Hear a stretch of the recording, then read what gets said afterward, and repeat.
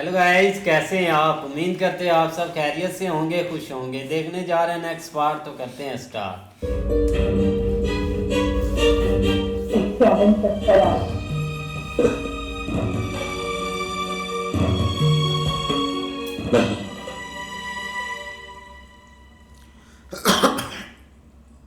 केवल 7 पद का अंतर है।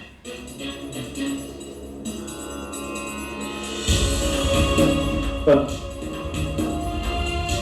7 पद को 7 नरक कहते हैं क्या? सिंहासन तक पहुंचते पहुंचते 7 नरक का अनुभव होता है। और आज मैंने 7वां नरक देख दिया भाई। तब मेरे अपने पद पर संन्यास धारण करने को कह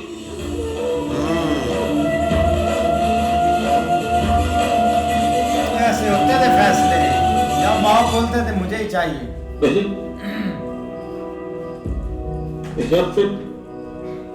मेरे अपने दुर्योधन ने मुझसे ऐसा कह दिया था। हाँ जी, अपने दुर्योधन ने, वो भी अपने ही थे जिनको आप कहते थे। मेरा है यार, माता ही अपनी संतानों को संस्कार देती है और पिता अपने पुत्र का आदर्श बनता है। अब तो उसके संस्कारों में यह क्या आदर्श है, यही न समझ नहीं पाता था।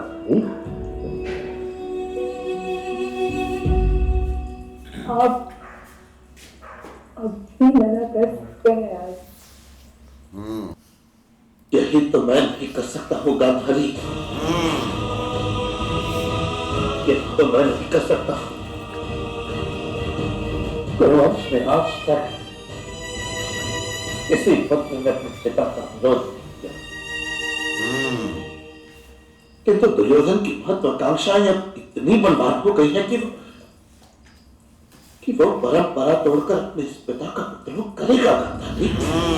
वो नेक्स्ट ये वाली खुशी मांग रहा है। वो विद्रोह करेगा। वो विद्रोह करेगा। वो विद्रोह नहीं करेगा आज। वो करेगा नहीं, उससे करवाया जाएगा। मुझे विश्वास है इसके हृदय में हमारे लिए प्रेम और आदर। वो नहीं है, प्रेम आदर सब खत्म हो गया उसके लिए। आपके भाई ने किया खत्म, वो एक आंख वाले ने। लोग तो पुत्र के लिए सिंहासन मांगते हैं, किंतु मैंने तो सिंहासन के लिए तुमसे पुत्र मांगा था।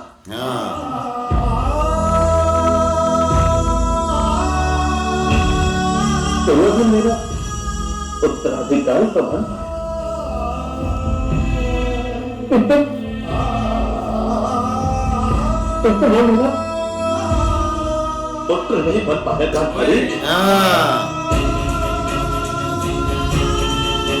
नहीं बन पाएगा वो तेरा पुत्र गांधारी।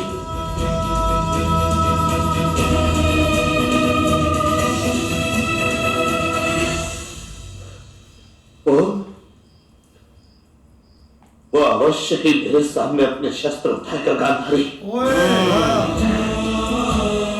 अवश्य ही उठाएगा।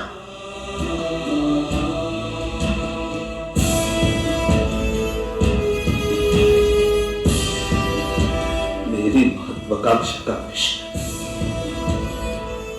उसने भी तो दिया है जीवन।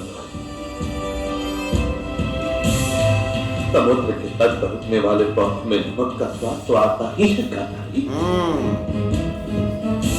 आता ही है। मेरा दुर्योधन चाहता है कि मैं उसका राज्याभिषेक करूं।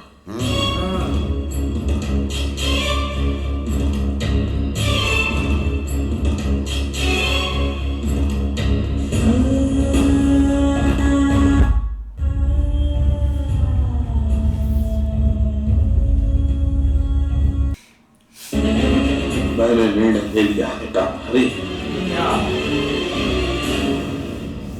कल प्रातःकाल हैं?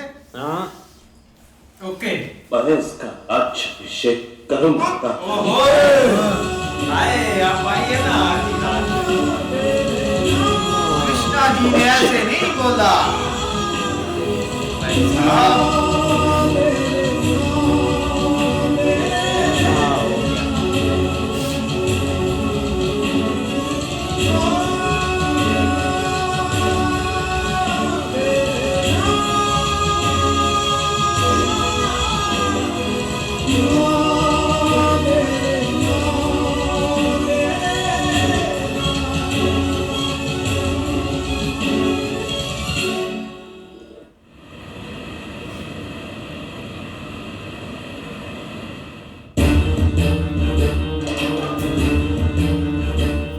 गुरु कृपाचार्य जी, राज्याभिषेक की विधि प्रारंभ कीजिए। क्षमा करें महाराज, मेरा आपसे निवेदन, हमें महामहिम भीष्म की प्रतीक्षा करनी चाहिए। हाँ सही बात है।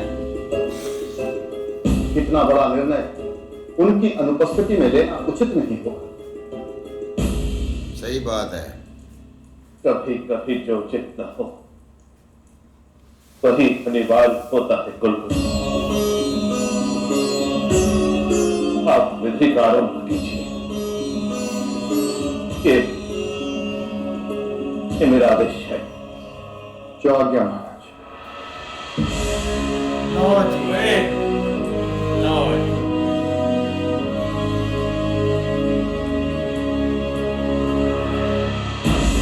ओ भाई साहब ये क्या हो रहा है? ये लूट मेला लगा हुआ है, लूट सेल है। हाँ सेल लगी सेल लगी हुई है। सेल भी नहीं फ्री में मालूम है नहीं। ये वो है जिसको लो नहीं आती, वो भी राजा बनने जा रहा है। ये मिलावट वाला है हाँ वो भी असला हाँ। एक काम काटनी है दुश्मन जी नहीं।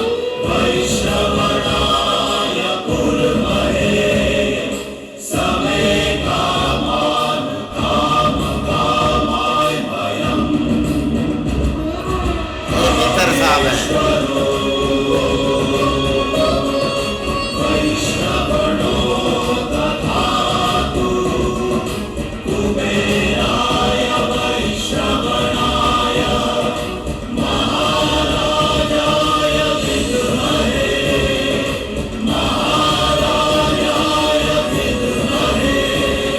बड़े खुश हैं बहुत ज्यादा।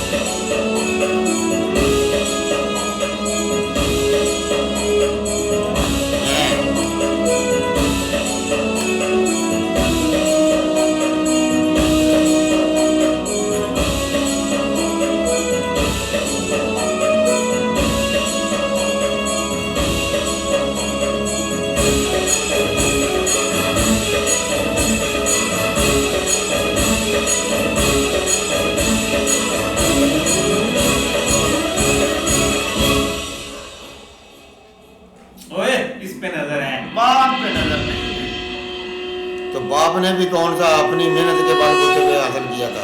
देख ओ यार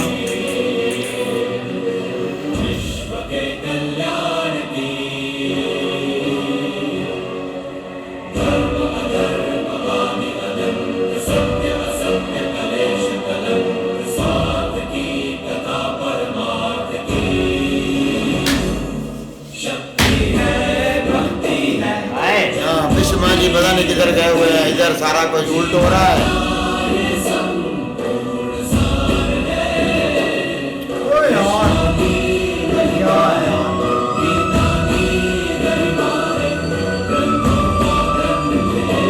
इतने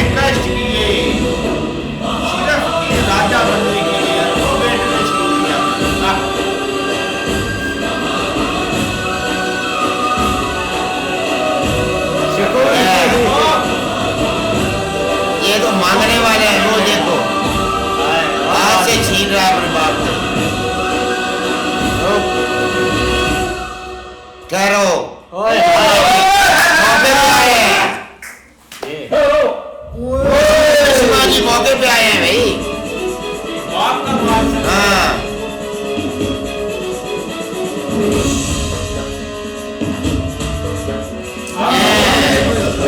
आप मुंह देखो, इसका कैसे बन गया है। ये चोरी चोरी सारा कुछ कर रहे थे, ये है ही चोर, चोरों वाले काम कर रहे हैं। चोर आज, आए चोर आज, हाँ, चोर आज। चाहते के कहने में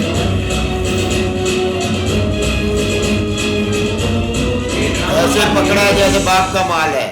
ओ भाई यार, ये वो चाचे ने तरीके से आप चाचे ने वो नहीं तबाह कर सकते एक बंदे वो चाचे ने मिसाल एक बार दी थी ना, मिरासी सारे भी मार जाए चौधरी तो हाँ, ये फिर तू भी चौधरी- नंबरदार नहीं बनेगा भाई, फिर भी नंबरदार- नंबरदार ये नहीं बनेगा। नंबरदार फिर भी ये जो भी हो जाए ना, ये भाई इसको नहीं बनने देंगे, जो मर्जी हो जाए। लेकिन यार बहुत अच्छे मौके पर आए हैं बिश्मा जी, बहुत अच्छे मौके पर। नहीं ऐसे ही है। लेकिन हस्तिनापुर में भाई जितने भी आप बड़े बैठे थे ना, हमने मतलब कि जो भी उनकी पोजीशनें थी वो इस फैसले से हिल गए थे कि यार ये क्या बंदा कर रहा है।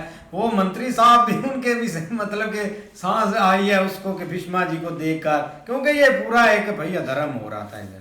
ये महाराजा जो है ना, राजा साहब, इनके सामने ये सब कुछ आ रहा है जो इन्होंने अपने पहले किया था अपनी माँ के साथ और अपने भाई के साथ। सिर्फ एक राजा बनने के लिए से अपने भाई को कह दिया कि तुमने मेरे साथ चाल चली और तुमने मुझे राजा नहीं बनने दिया, खुद बन गए हो। वही इसके सामने इसका बेटा कहता आप योग्य ही नहीं है इस काम के, तो आप राजा किस काम के। ठीक है, तो अब राज्याभिषेक होने लगा था, बिश्मा जी आ गए हैं भाई, अच्छी एंट्री हुई है भाई उसने तो वही जो पहले अपना भाई के साथ किया था वही उसको याद आ गया कि ये मेरा बेटा है, तो ये मेरे साथ भी वही यही करेगा, तो ये मेरे सामने भी शस्त्र उठा लेगा। तो उसने भाई डर की वजह से ये सारा कुछ किया है। लेकिन भाई अभी बिश्मा जी जब आया ना मौके पे, तो हमें तो यही लग रहा था कि ये जो है ना मरासी नंबरदार बन जाएगा, लेकिन नहीं बना भाई। वो रास्ते में ही मरासी रुक गया है। हाथ तो बेचारे ने लगा लिया था, हाथ से पकड़ के खींचने लगा था बाप के हाथ से कि जल्दी नीचे कर। लेकिन शकुनी भी भाई ऐसे कहा। शकुनी भी भाई ऐसे मांग रहा था आजा आजा आजा, लेकिन नहीं आए क्योंकि बिश्मा जी ने कहा रुक जाओ। तो शकुनी ने तो बहुत खींचा है लेकिन नहीं खींचा गया भाई, अभी ऊपर ही आए। लेकिन अब लगता है कि मरासी नंबरदार नहीं बनेगा, मरासी के हाथ से काम गया अब। भाई ये दिन इनको देखने नहीं पड़ रहे थे भाई। जब बिश्मा जी ने आकर जब इनको बोला था ना कि आपके बेटे ने अन्याय किया है, तो भाई तब नितराज को चाहिए था कि उनको भाई सजा देता या अपना कोई भाई कुछ कहते, लेकिन तब तो उन्होंने भाई कुछ कह नहीं गया। तब तो उन्होंने कहा था कि मेरा जिगर का टुकड़ा है क्या, मेरा बेटा है क्या, मुझे माफ़ी दे दो, मैं अपने बेटे की तरफ से मैं माफ़ी मांगता हूँ क्या। तब माफ़ी मांगने की बजाय उसको डांट मिली होती या उसको भाई सजा मिली होती तो ये दिन इनको देखने ही ना पड़ते। सही कह रहे हैं मौलवी साहब। लेकिन मसला अब ये है कि जो वो भाई सोच रहे थे ना, क्योंकि वो इमोशनली उसने एज ए फादर उसने ये स्टेप लिया क्योंकि वो मजबूर था, उसके अलावा उसके पास कोई याद नहीं था। लेकिन वहाँ पे भाई जो दो बंदे मौजूद नहीं थे ना, जिस तरह विदुर को तो खैर ऑलरेडी कुछ भी नहीं समझते, लेकिन बिश्मा जी का वहाँ पे ना होना उनके लिए बहुत एक बेनिफिट था। लेकिन वो उसका फायदा उन्होंने उठाया, लेकिन भाई वो एन मौके पे पहुंच गए। अब देखो आगे क्या होता है। हाँ जी, देखते हैं नेक्स्ट पार्ट में फिर, तब तक के लिए गुड बाय, टेक केयर।